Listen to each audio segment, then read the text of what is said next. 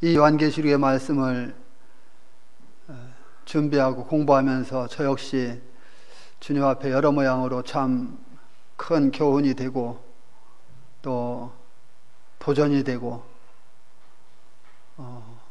또 경각심을 불러일으키는 귀한 말씀이었다, 이렇게 생각을 하게 됩니다.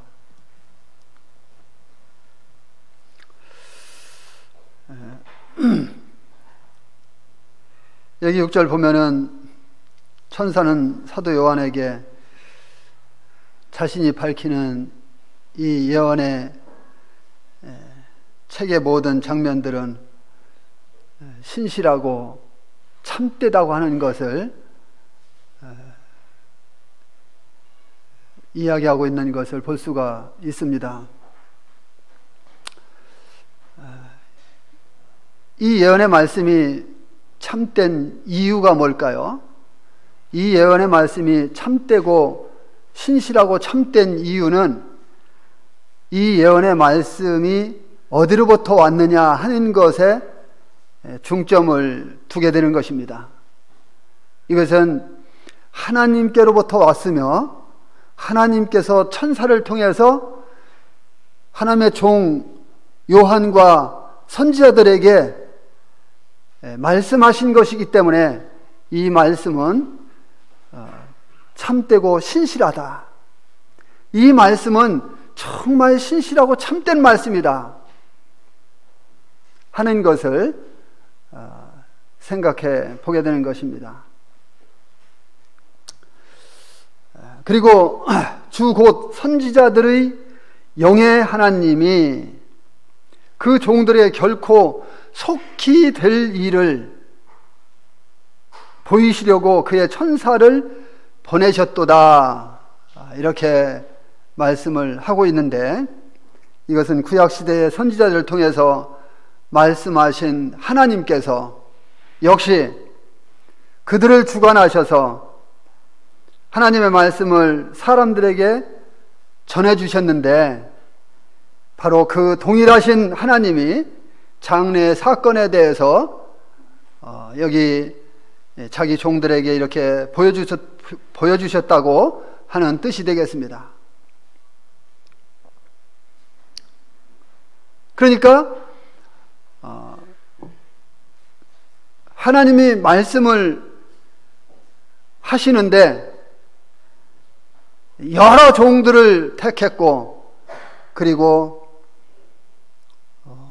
그 출처의 말씀의 출처는 하나님이시다 하는 것을 이야기해 주고 있는 것이죠. 계시록 1장 1절을 보면은 요한은 이 계시록 말씀의 통로가 되는 것을 볼 수가 있습니다. 우리는 구원받고 나서 하나님께서 어떤 사람에게 말씀을 전하기 위해서 우리는 큰 통로가 될 수 있고 또 작은 통로가 될 수 있습니다. 우리가 하나님 앞에 하나님의 말씀을 증거하는 이와 같은 일에 작은 통로가 됐던 큰 통로가 됐던 통로가 된다고 하는 것은 이건 참으로 귀한 것입니다. 이건 하나님 앞에서 정말로 축복된 것입니다.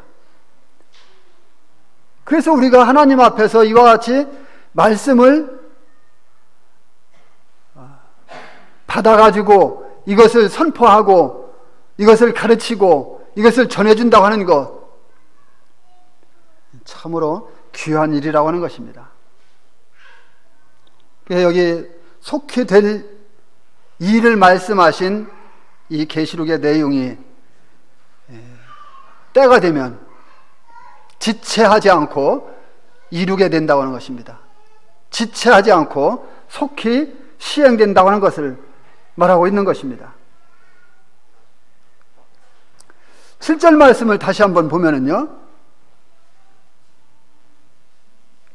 보라, 내가 속히 오리니 이 두루마리의 예언의 말씀을 지키는 자는 복이 있으리라 하더라. 그리스도인들에게 있어서 이 모든 사건들 중에 가장 놀라운 사건은 무엇일까요? 그것은 우리 주님이 다시 오신다고 하는 것입니다. 주님이 다시 오신다고 하는 이 사건, 주님이 다시 오시는 이유는 바로 주님께서 우리들을 사랑하셔서 우리에게 약속하신 그 약속을 지키기 위해서이죠. 그 주님은 다시 오신다는 것입니다. 성도님들, 주님 다시 오신다고 하는데 마음에 두근거리지 않습니까? 마음에 떨림 있지 않습니까? 마음에 기대가 되지 않습니까? 그리스도인들에 있어서 주님이 다시 오신다고 하는 것, 이것이야말로 놀라운 사건입니다. 이것이야말로 픽 뉴스라고 하는 것입니다. 얼마나 귀한 것입니까?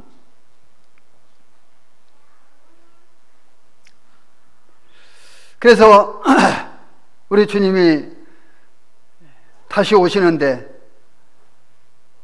이것은 우리 주 예수 그리스도의 영광스러운 재림이라고 하는 것입니다. 세상에서 사람들이 많은 책들을 씁니다. 그런데 몇천 년 후에 되어질 일을 약속하고 실천하겠다고 이렇게 분명하게 기록해주는 책이 있습니까? 바로 우리 주님이 우리들에게 약속하신 이 약속밖에 없습니다. 주님께서는요, 7절, 12절, 20절 이 말씀을 보게 되면 여기에서도 속히 오실 것을 3번이나 이렇게 말씀하셨습니다. 이 속히 오신다는 것은 때가 되는 즉시로 오신다고 하는 거예요. 때가 되는 즉시로 지체하지 않고 오겠다. 그래서 우리 주님은 아주 속히 오실 것입니다. 이것은 주님의 모든 성도들로 하여금 영광 중에 주님과 함께 거하도록 하기 위해서 주님이 우리를 향하신 그 약속, 주님이 우리를 향하신 함께 있고자 하는 그 사랑, 그것이 바로 여기에 풍성하게 담겨 있다고 하는 것입니다.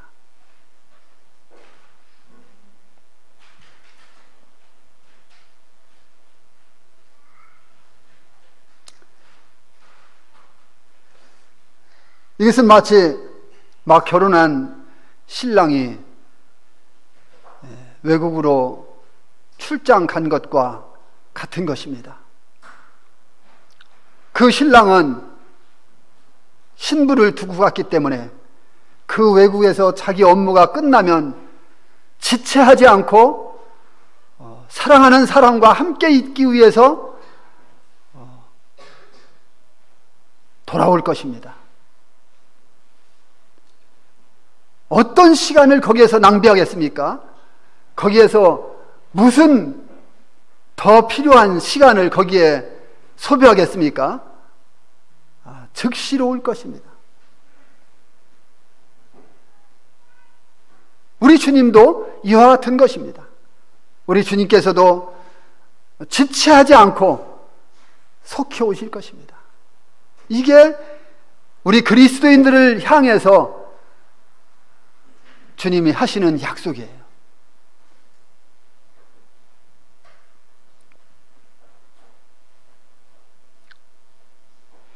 우리 주님이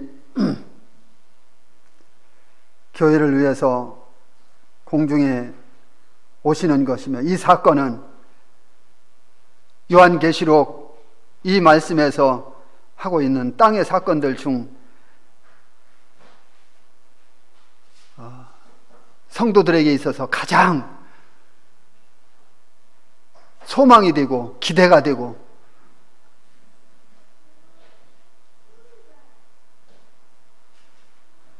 어떤 성도는 전에 그런 말을 하더라고요.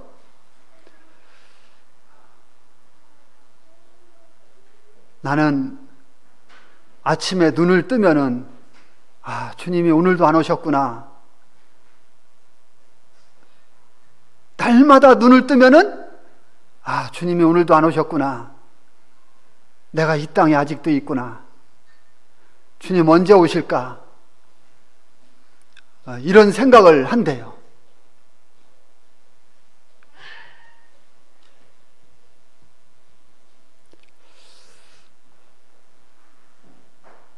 우리가 이런 기다림이 있습니까? 이런 기다림 속에 주님을 향해서 이렇게 기다리는 속에 주님을 맞이할 마음의 준비, 마음의 자세, 이렇게 살아가고 있습니까?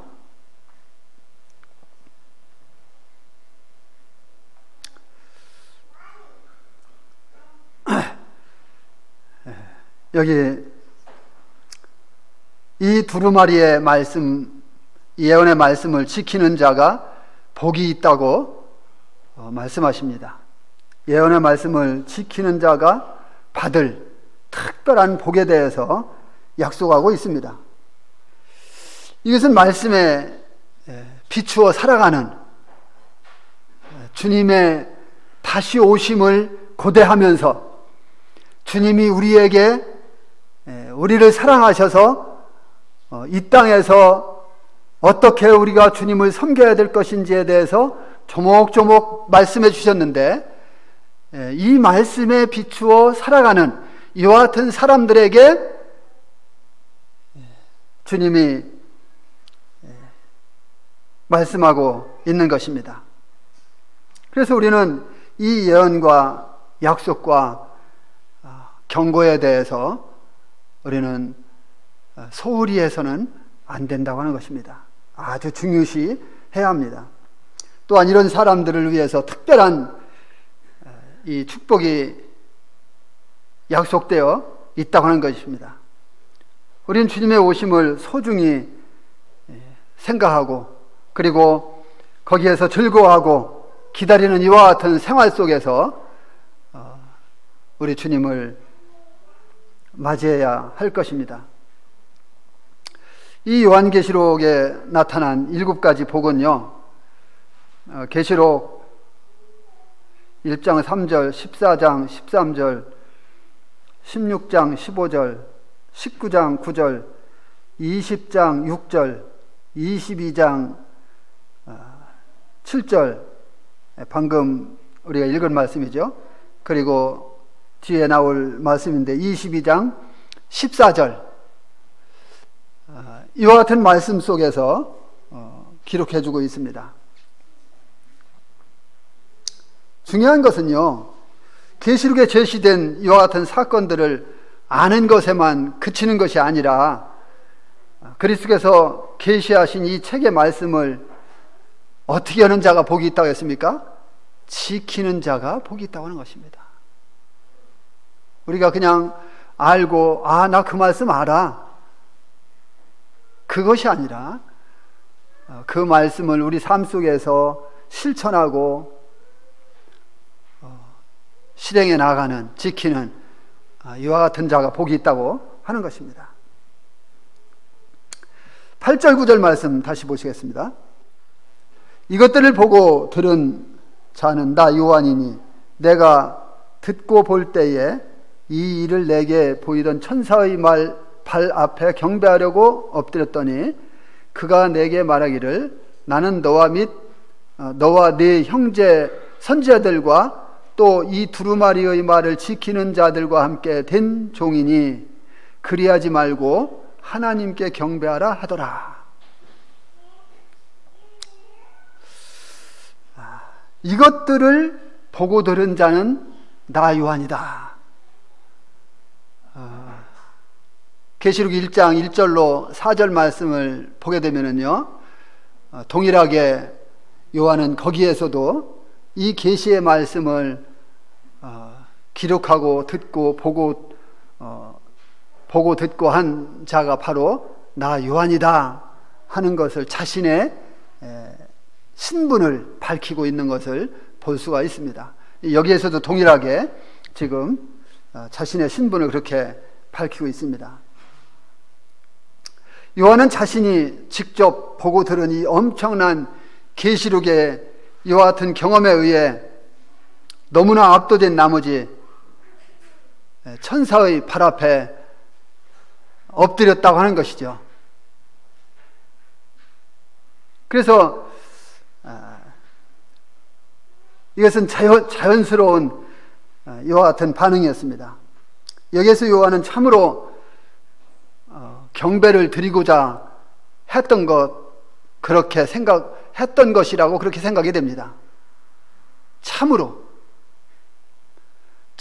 경배를 드리고자 했던 요한의 모습을 생각해 봅니다.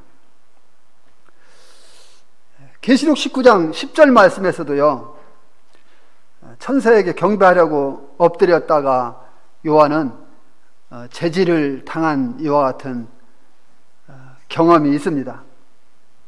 그때 요한은 천사의 그 말을 듣고서 피조물에게는 경배드려서는 안 된다고 하는 이와 같은 사실을 깨닫고 깊이 생각하고 뉘우치고 또 부끄러움을 느끼고 아마 이와 같은 중에 있었을 것이라고 생각합니다. 그런데 왜 여기에서 두 번째 이런 행동을 했을까요? 요한이 두 번째 이런 천사에게 경배하려고 엎드렸다고 하는 것은 진짜 과연 천사에게 경배하기 위해서 엎드린 것일까 하는 것입니다. 저는 이 요한이 엎드린 것은 7절 말씀과 연관해서 쭉 볼 때에 요한이 엎드린 것은 주님의 음성을 듣고 나서 그런 행동을 했다 하는 것을 생각해 보게 됩니다.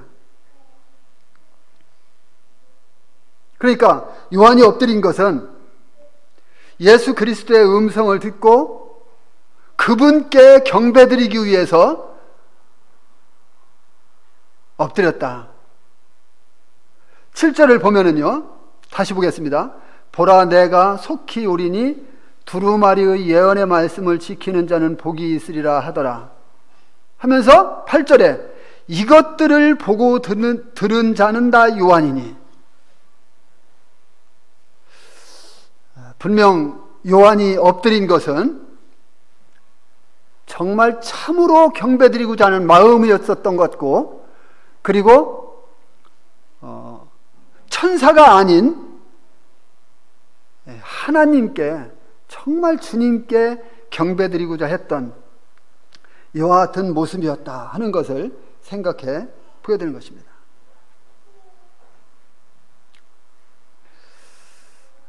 그러나 요한이 천사 앞에 엎드렸다고 하는 것은, 이것은 사실상 바람직하지는 않죠. 누가 봐도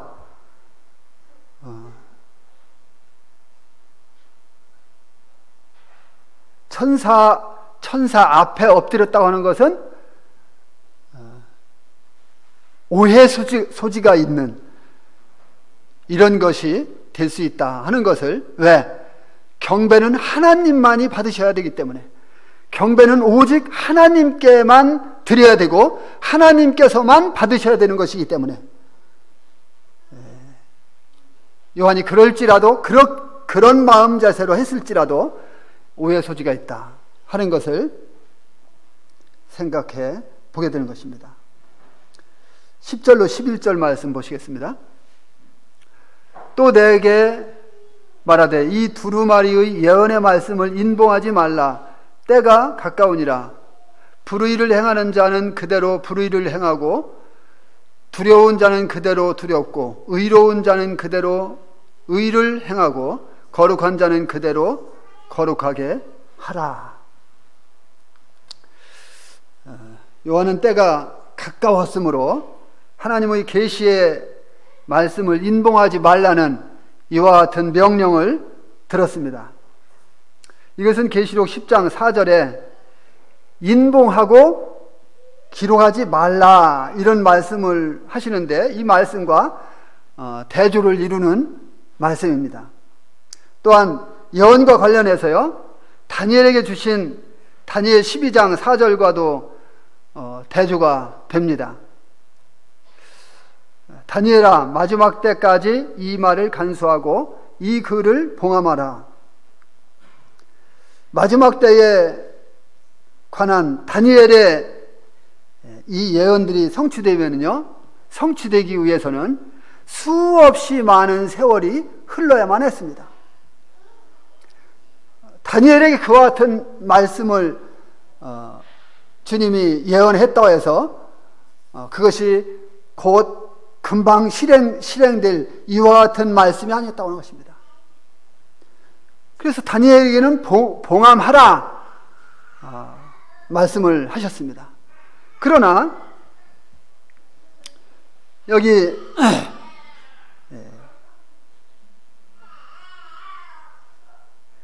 이 십자가 그리스도의 십자가와 연관된 이 모든 사건들이 다니엘의 예언이 성취되기 위해서는 다 이루어져야 되고 거쳐야 되고 실행돼야 되고 이와 같은 말씀들 이후에 일어날 이와 같은 사건들이었다고 하는 것입니다.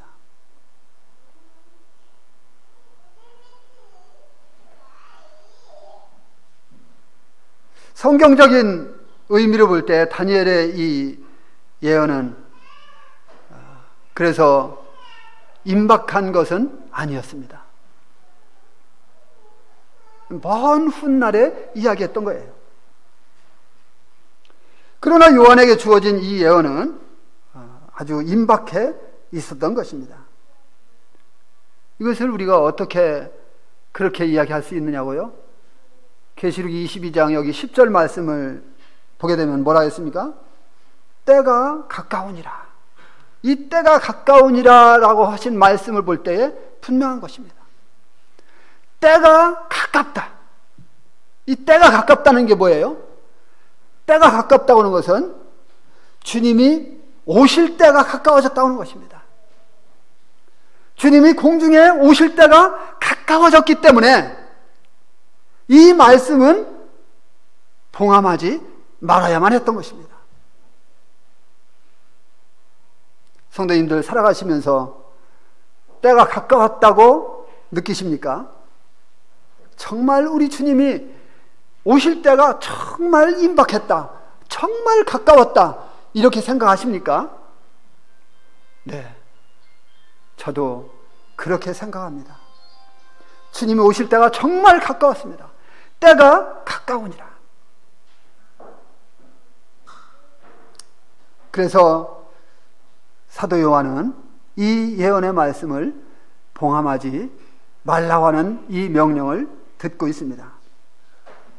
그리스도께서 재림하시면 모든 자질이나 능력이 이제 영원히 고정될 것입니다. 중단될 것입니다. 끝날 것입니다.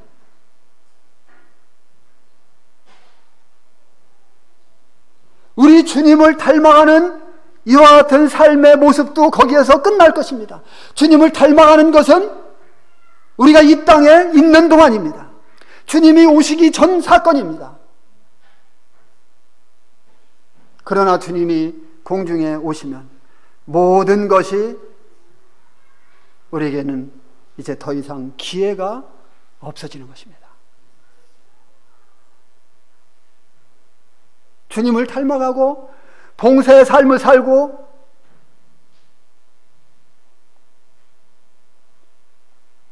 성도들과 교회를 섬기고 이 모든 그리스도인들의 삶, 이것은 주님이 오시기 전까지인 것입니다.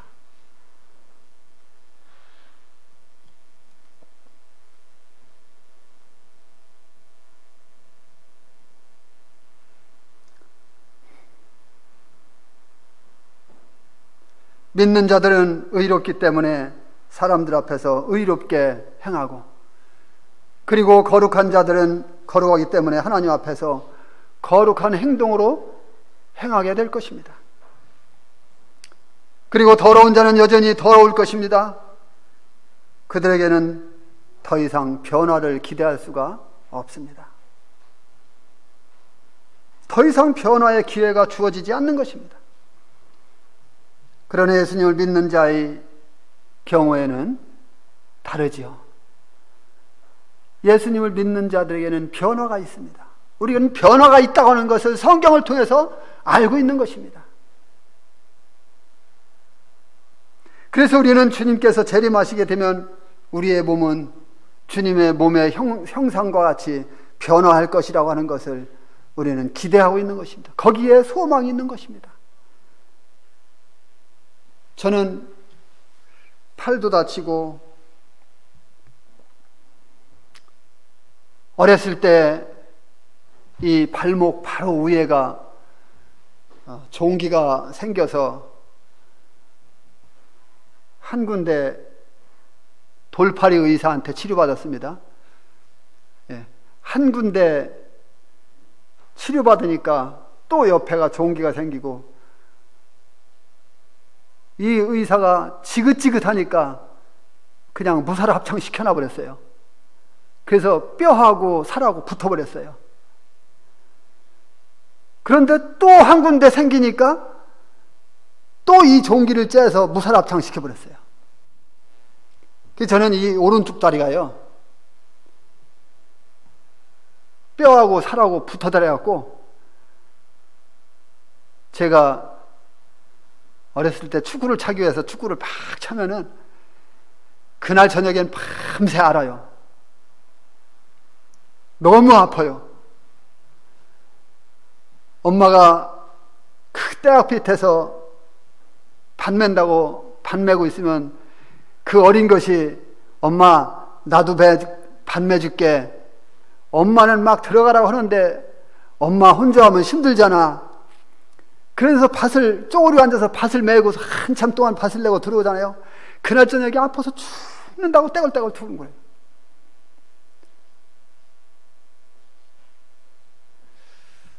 이 땅에서는 우리 몸이 성한 곳이 없죠. 그런데 주님이 오시면은요, 주님이 공중재림에서 오시면은, 우리가 변화되면은, 그 변화는 주님의 몸의 형상과 같이 변화되는 거예요. 거기에 소망이 있는 거예요. 이 썩을 몸, 여기에 무슨 소망이 있겠습니까?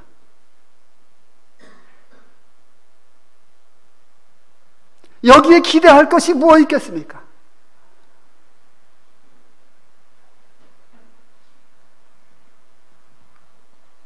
아무런 소망도 없고 기대할 것도 없습니다.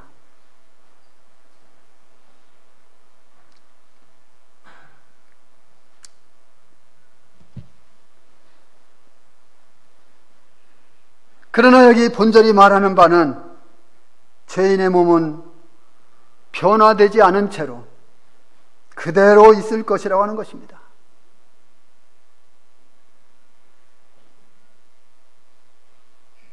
그들은 지상에서 아픈 몸, 힘든 몸, 죄의 몸, 고통받는 몸, 그대로 영원히 가지고 있을 것이라고 하는 것입니다. 이것이 얼마나 두렵고 끔찍한 이와 같은 운명입니까? 참으로 두려운 것입니다. 때가 가까우니라. 때가 가까우니라. 그래서 빨리 구원받지 못한 사람들은 구원받아야 되는 것입니다.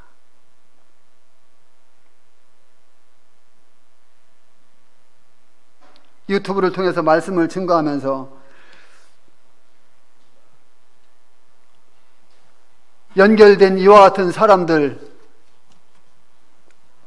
이런 사람들을요 관리하고 있는데요, 이경영 형제님이 그 일을 정말 충성스럽게 하셔요.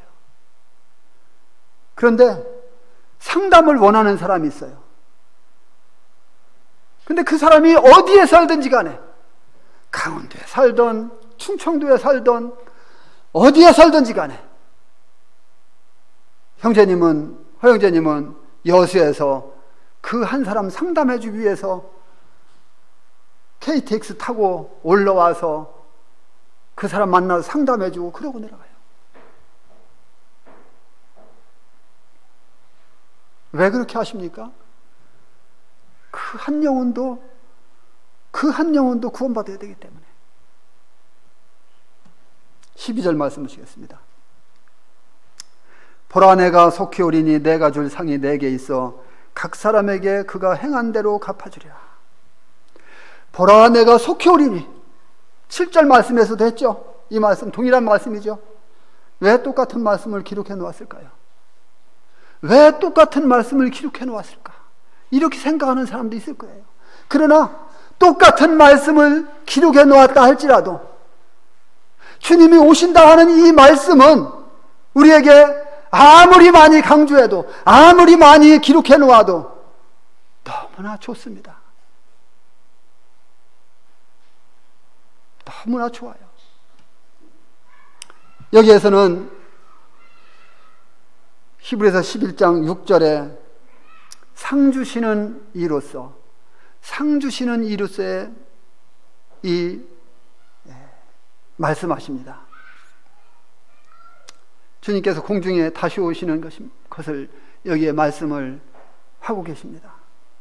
예수님께서 강조하시는 것은 사람들이 하나님의 계시의 말씀을 지켜야 된다고 하는 것이 아니라, 주님이 다시 오시는 이유는 상 주시기 위해서 오신다.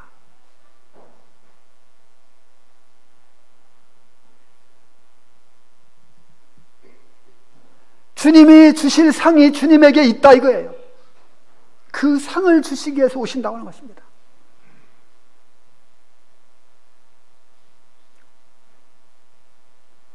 이 세상에서 힘들고 고통받으면서 주님을 섬기는 이와 같은 사람들도 많이 있죠. 그런데요, 이런 사람들은요, 더 주님이 오시는 그것으로 인하여서 그 상을 기대하면서 더 큰 위로, 더 큰 격려를 받을 것입니다. 그렇지 않겠습니까? 세상에서 다른 사람들보다 더 많은 고통을 받고 주님 섬기는 것 때문에 더 많은 어려움 속에 있고, 이러면서 주님을 섬겨온 그와 같은 성도는 주님 오시면은, 주님이 그 상을 주시면은 얼마나 큰 위로와 격려를 받겠습니까?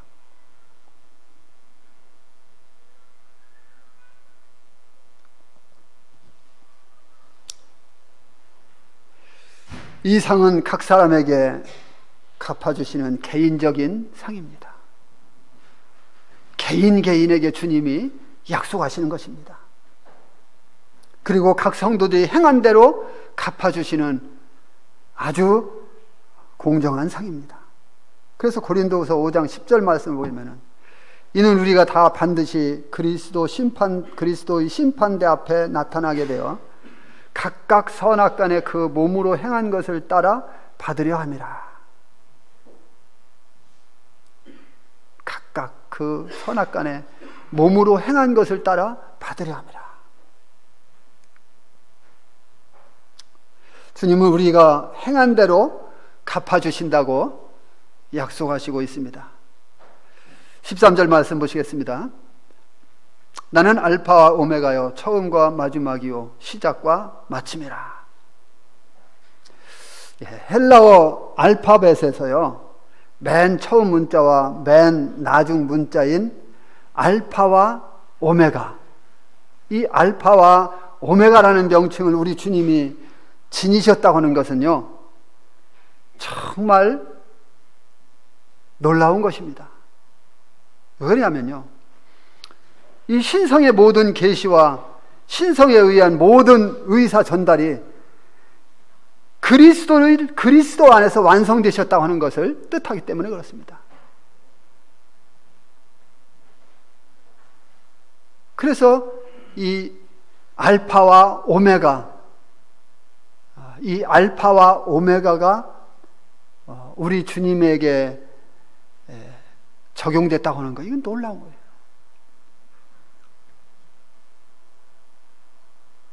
주님의 계시가 또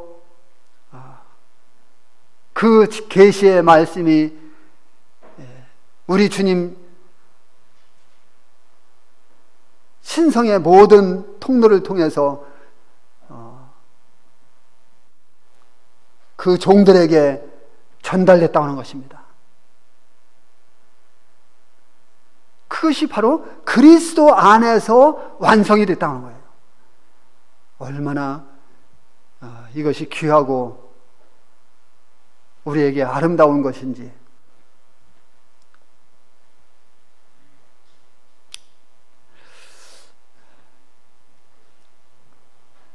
주님은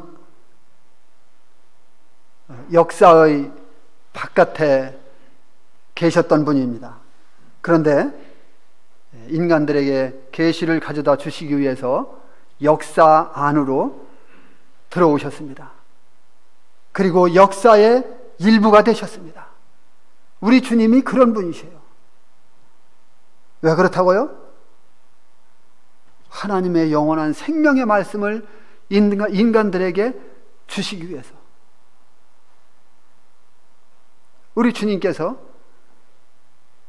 그렇게 하셨어요. 그리고 그 말씀을 성취하신 분이 바로 역사의 일부가 되신 우리 주님이라고 하는 것입니다.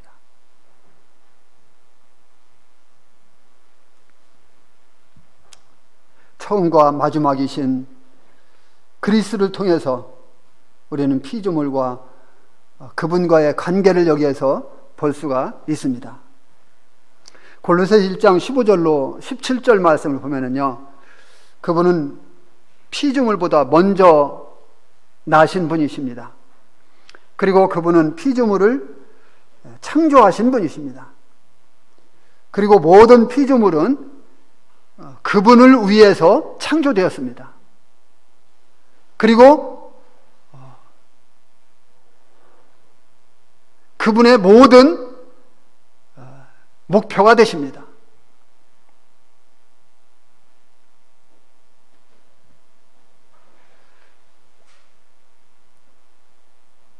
우리 주님께서 이렇게 이 땅에 찾아오신 하나님의 그 놀라우신 신성의 아름다움, 육체로 거하신 그 주님, 그 주님을 통해서 모든 것이 성취되는 이와 같은 것을 여기에서 볼 수가 있습니다. 14절 말씀 보시겠습니다. 자기 두루마기를 빠는 자들은 복이 있으니 이는 그들이 생명나무에 나아가며 문들을 통하여 성에 들어갈 권세를 받으려 함이로라. 우리는 여기에서 계시록에 나오는 7번째이자 그리고 마지막 복을 보게 됩니다. 여기에서 두루마기를 빠는 자들은 복이 있다고 했는데, 이 두루마기를 빤다는 것이 무엇이냐 하는 것입니다. 이것은 죄인이 하나님의 아들 예수 그리스도의 십자가의 보혈을 통해서 구속 곧 죄사함을 받았다고 하는 것을 이야기해주고 있는 것입니다. 그래서 이 자기의 두루마기를 빠는 자들, 이와 같은 자들에게 복이 있다고 말씀하고 있습니다. 그런 자는 주님과 함께 어떻게 된다고요?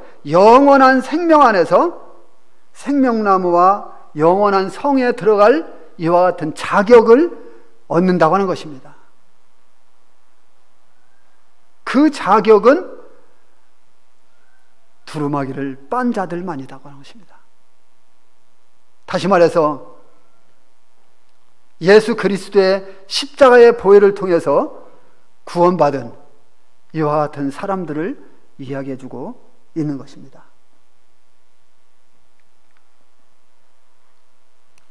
그런 자들만이 영원한 생명을 즐기면서 누리게 될 것입니다. 이것이 계시록에 나타난 7번째 복입니다. 15절 말씀 보시겠습니다. 개들과 점술가들과 음행하는 자들과 살인자들과 우상숭배자들과 및 거짓말을 좋아하며 지어내는 자는 다 성 밖에 있으리라.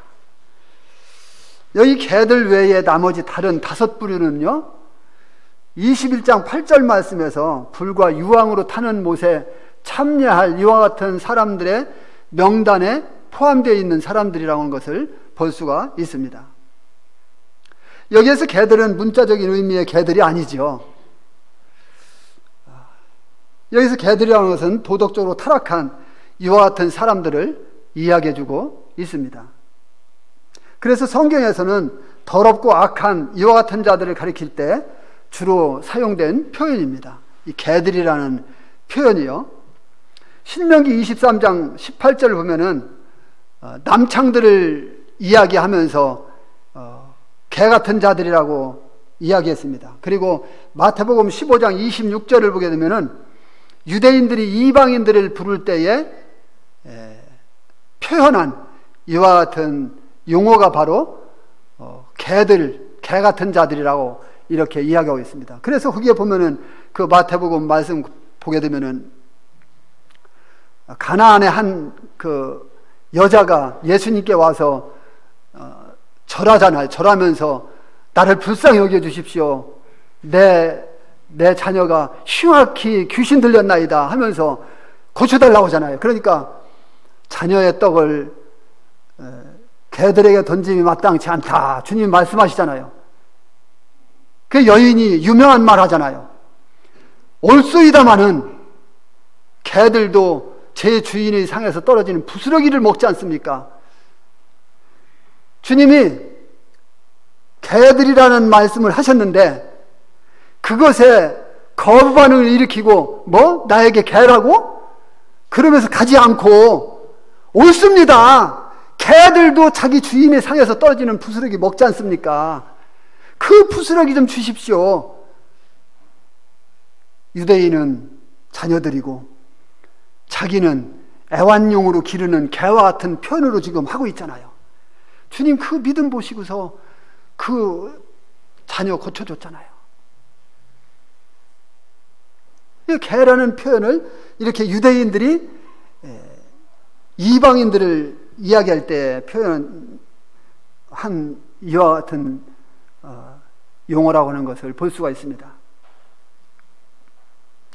빌립보서 3장 2절 말씀에서는 바울이 개들과 행악하는 자들과 손해달랑, 손할례당 이 세 부류에 대해서 조심하라고 말씀하고 있는 것을 볼 수가 있습니다. 이들은 모두 율법을 지킴으로 의롭게 될 수 있다고 거짓 가르침을 하는, 그래서 성도들을 꾀고 율법을 지키게 만들고 종으로 삼고자 하는 이와 같은 일을 하는 거짓 교사들을 들어서 이야기한 것이죠. 자, 이런 사람들,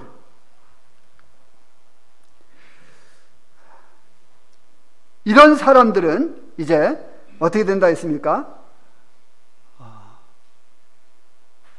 이 성에, 거룩한 성에 들어갈 수 있는 자격이 없다고 하는 것입니다.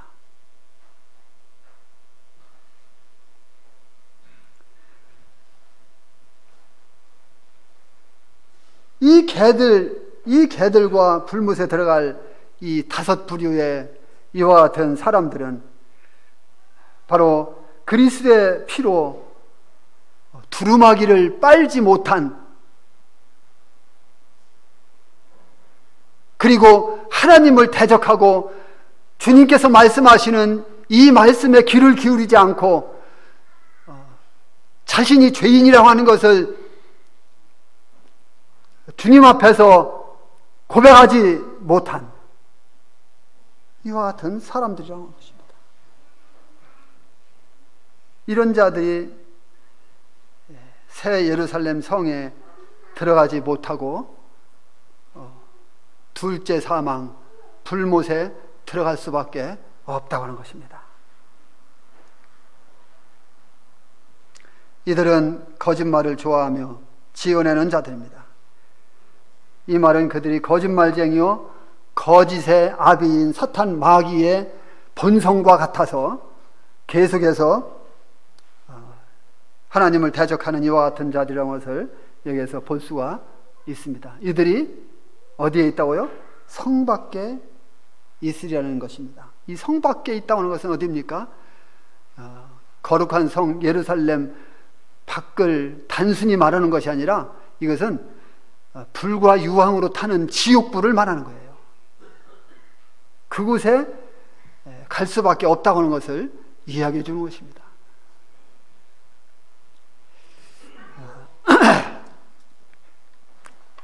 이와 같은 말씀들을 보면서 아직 주님이 은혜의 때를 연장시켜주고 있고 기회를 주고 있다고 하는 것은 우리에게 또 우리들 주위에 아직 믿지 않는 사람들이 구원받을 수 있게 되기를 바라는 주님의 마음이 아닌가 하는 것을 생각하면서 우리가 더 남은 이 시간을 주님 영광을 위해서 활용해야 되겠다 하는 것을 생각하게 됩니다. 감사합니다.